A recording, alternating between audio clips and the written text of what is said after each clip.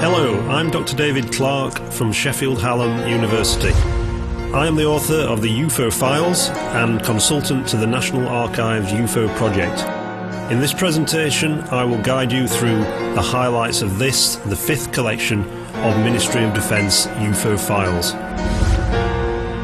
There are 24 files in this collection. 15 of the files contain correspondence. There are 8 UFO sighting report files and 1 file covering parliamentary questions. The correspondence files cover the period 1994 through to 1999, and the UFO report files begin in August 1994 and end in September 2000.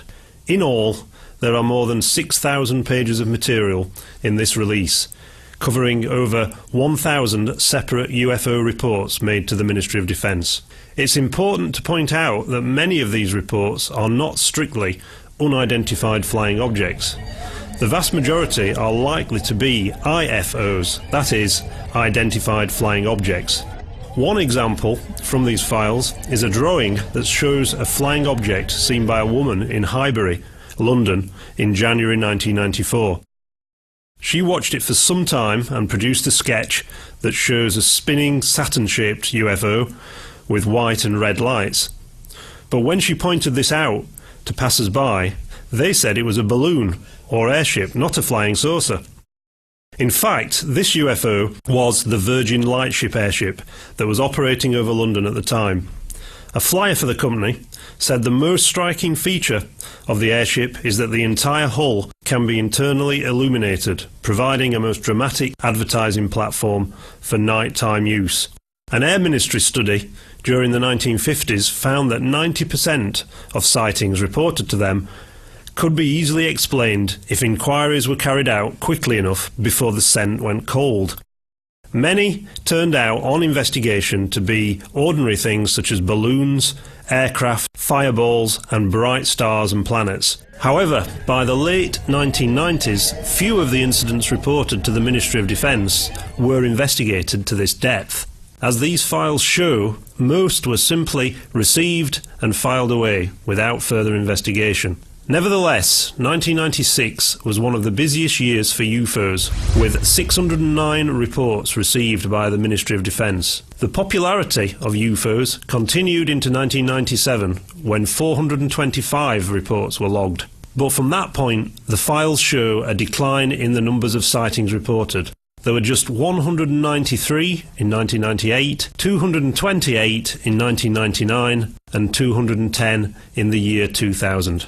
Most of the UFO reports in these files describe lights and objects in the sky that left behind no tangible traces. But just occasionally, the files contain that rare nugget, a case of physical evidence.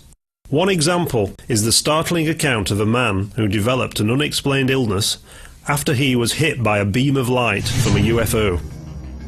He was driving in South Wales one night in January 1997 when he saw a massive star approaching his car from the east. Then a tube of light came down from the sky at a 45-degree angle that surrounded him. He stopped and switched his headlights off as the light encircled the car, remaining for perhaps 5 minutes. He noticed there was no sound, as would have been expected if the light was a searchlight from a helicopter or other aircraft. Frightened, he began to feel ill and was sick later that night. As he returned to the car, he noticed it was covered in dirt or dust, and he found that his radio and mobile phone would not work. When he called the Royal Air Force Base to report his experience the following morning, he was still feeling unwell, and he had developed a skin condition that needed medical treatment. But that is all the brief report in these files tells us.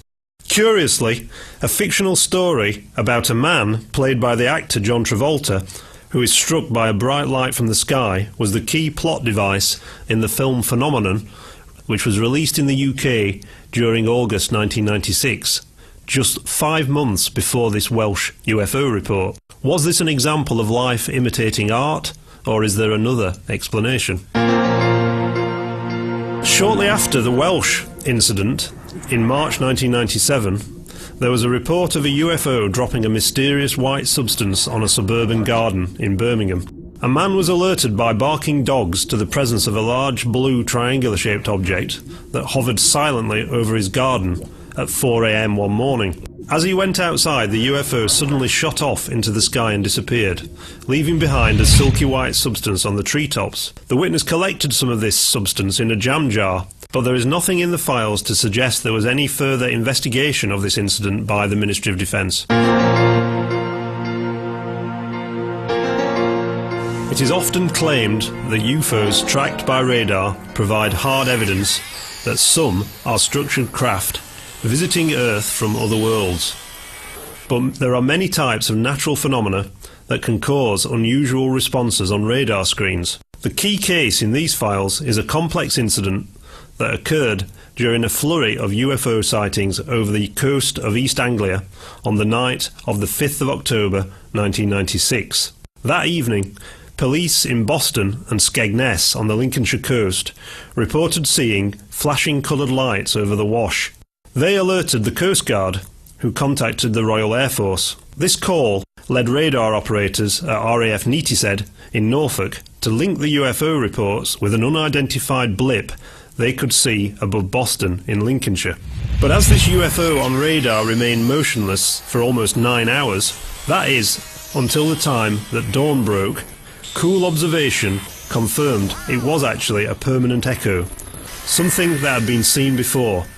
It was in all likelihood caused by the tall spire of St Botolph's Church in Boston, known locally as Boston Stump. A Royal Air Force investigation later found the lights that had been seen and captured on video by the Lincolnshire police could be easily explained as bright stars which had faded in the dawn sky. This example illustrates how easy it is, even for experienced operators, to misinterpret natural phenomena seen on radar as something extraordinary, particularly when there is a UFO scare underway at the time.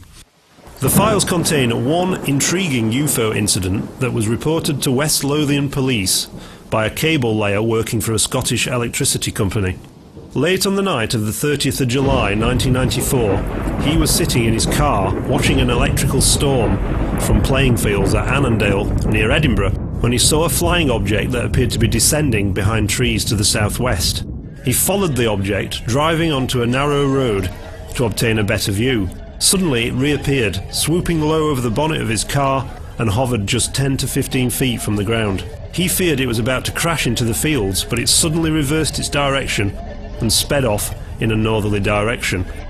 A sketch of this UFO, sent to the MOD, shows a large object shaped like a Toblerone chocolate bar with rounded corners. It was unlighted and made no sound.